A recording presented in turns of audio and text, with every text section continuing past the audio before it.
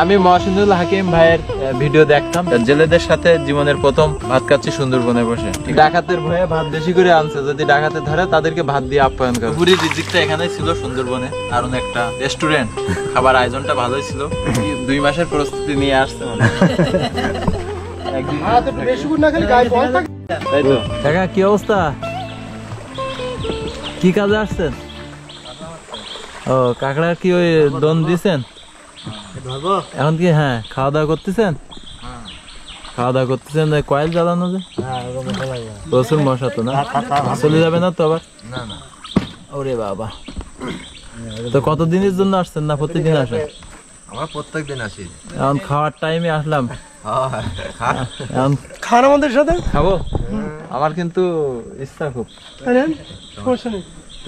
ভাত কি এখানে রান্না করেন? না বাড়িতে রান্না করে। কি রান্না করেছেন? ভেন্ডি ভাজি আছে আর ডিম আরে খেয়ে ফেলালাম কেবল। আচ্ছা, সমস্যা নেই। সুন্দরবনে না জায়গায় অচেনা পরিবেশে আপনি যদি পান্তা ভাত বা আপনি যদি শুকনা মরিচও খান, তো যে স্বাদ পাবেন সেই স্বাদ কিন্তু নামি দামি হোটেলে, নামি দামি রেস্টুরেন্টে কিন্তু সেই স্বাদ পাবেন না। এটা আমি অনেক আগে থেকে অনুভব করি বা উপভোগ করি। যখন ছোটবেলায় আমাদের বাবা ওই জমিতে চাষ করতো, সেই সময় ভাত নিয়ে যেতাম, বাবার সাথে যে পান্তা ভাত খাইতাম, শুকনো মরিচ কাঁচা মরিচ কামড়িয়ে কামড়িয়ে খেতাম।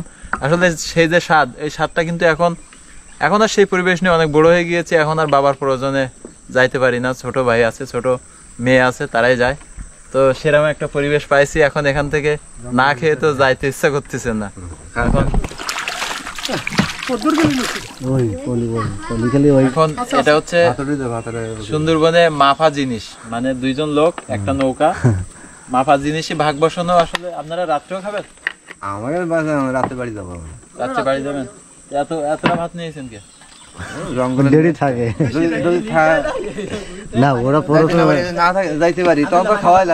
ডাকাতের ভয়ে ভাত বেশি করে আনছে, যদি ডাকাতে ধরে তাদেরকে ভাত দিয়ে আপ্যায়ন করবে, তাই? তাহলে আমি মহসিনুল হাকিম ভাইয়ের ভিডিও দেখতাম, ভিডিও দেখে ওনার যে জেলেদের সাথে, মোয়ালদের সাথে ওনার যে ওই যে জীবন চক্র, মানে উনি যে ওনাদের সাথে যে খাবার দাবার খাওয়া দাওয়া করে সুন্দরবনের ভিতরে, আসলে দেখে অনেকটা ইচ্ছা হতো বা ইচ্ছা ছিল যে এরকম একটা পরিবেশে এই ইচ্ছাটা পূরণ করব। সেই ইচ্ছা পূরণে আর কি কাকা 2 জন আছে বেশে ভাত। এটা কি ঢেঁড়স ভাজি? ঢেঁড়স ভাজি আর ভাত আছে। এই যে রিজিকি যার যেখানে যেভাবে না না না আর নেবো না। ওরে বাবা, গাড়ি আছে, মানে 2 জনের খাওয়া শেষ, 2 জনে 2 হাড়ি নিয়েছে, 2 জনের খাওয়া শেষ। আর এখনো এই একজনের হাড়ি থেকে আমি নিচে, আর একজনের আছে আর এক হাড়ি আছে। 2 জন যে কি 2 মাসের প্রস্তুতি নিয়ে আসছে মানে।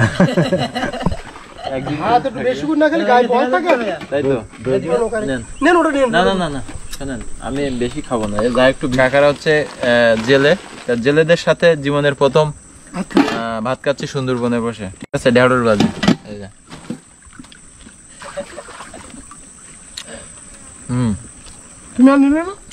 সুন্দরবনের যে খাবার, এই খাবারটা কতটুকু সুস্বাদু হয় সেটা মহসিনুল হাকিম ভাই ভালো জানে, আর না খেলে বোঝা যাবে না। তবে আসলে সেই স্বাদ, ভিন্ন জায়গায় তো ভিন্ন আয়োজন, খুব সুন্দর লাগছে। আর আমার একটা অভ্যাস খারাপ, আমি যেখানে যাই জোর করে মানুষের দাওয়াত নিয়েই ফেলি, ঠিক আছে? মানে আপ্যায়ন, আমি নিজেই আপ্যায়ন নিয়ে ফেলি, ঠিক আছে? আমার খাওয়া দাওয়ার বিষয়ে কোনো আলিস্যি নাই। এখন আইসেন কখন? কাঁকড়া হয়েছে? কয় কেজি হবে? অনুমান কয় কেজি হবে? 4-5 কেজি। দাম কম না এখন? কতক্ষণ থাকবেন, মানে কয়বার দেবে না? এখন দিবেন, এখন রাত্রি 2-এ যাবে ওরা, বিকালে ভাড়া কাঁকড়া মারি রাত্রি 2-এ যাবে।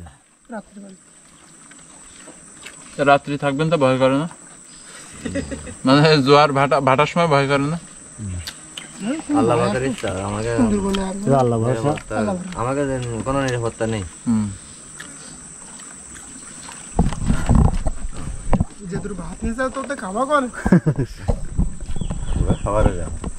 তাই কত?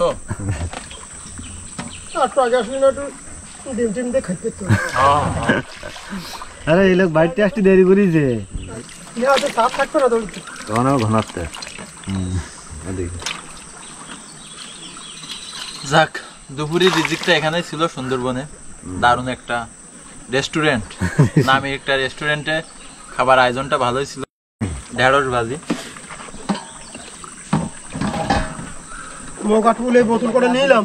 থাকেন, ঠিক আছে, জানতে আমরা চলে গেলাম। হ্যাঁ, 5 মিনিট তা ভালো থাকেন, আবার আসেন। আবার আসবো। আচ্ছা ঠিক আছে, আবার আসেন। আচ্ছা আচ্ছা, হ্যাঁ হ্যাঁ, আলহামদুলিল্লাহ। তো আসলে সুন্দরবনে যারা থাকে তাদের মন মানসিকতা অমায়িক, প্রশংসনীয়। চলার পথে দেখা পেলাম তাদের যে খাবার, সেই খাবারে ভাগ বসিয়ে দিলাম। ভালো লাগলো তাদের সাথে কথা বলে, তাদের সাথে সময়টা কাটিয়ে। তো আমরা যেহেতু গন্তব্যের উদ্দেশ্যে যাচ্ছিলাম, আবারও পথ চলা শুরু করি, চলতে থাকি।